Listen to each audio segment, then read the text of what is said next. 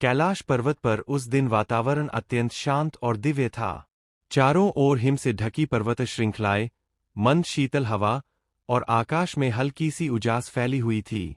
ऐसे पावन वातावरण में गणपति बप्पा अपने प्रिय वाहन मूषक पर सवार होकर कैलाश पर्वत का आनंदपूर्वक भ्रमण कर रहे थे। गोलू-मोलू बाल रूप में गणपति बप्पा अत्यंत प्रसन्न थे। उनके मुख पर मधुर मुस्कान थी, एक हाथ आशीर्वाद मुद्रा में था और दूसरा मूषक की पीठ पर संतुलन बनाए हुए था। मूषक भी पूरी निष्ठा और उत्साह के साथ कैलाश की बर्फीली पगडंडियों पर आगे बढ़ रहा था। परंतु अचानक बर्फीले मार्ग पर चलते चलते मूषक का संतुलन बिगड़ गया।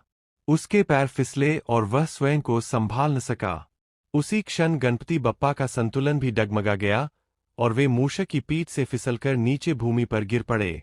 गिरने से उन्हें हल्की सी चोट लगी, उनके वस्त्रों पर बर्फ और धूल जम गई और वे कुछ क्षणों के लिए भूमि पर ही बैठे रह गए। फिर भी उनके चेहरे पर कोई भय नहीं था, केवल मासूम सा आश्चर्य और शांति थी।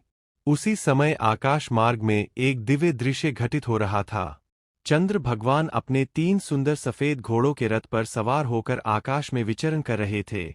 चांदनी उनके रथ से फैल रही थी और पूरा कैलाश पर्वत उस शीतल प्रकाश से नहाया हुआ प्रतीत हो रहा था। जाते जाते अचानक चंद्र भगवान की दृष्टि नीचे भूमि पर गिरे हुए गणपति बप्पा पर पड़ी। यह दृश्य उनके लिए अप्रत्याशित था। चंद्र भगवान ने तुरंत अपने रथ को रोका और नीचे कैलाश की पवित्र भूमि पर उतर आए।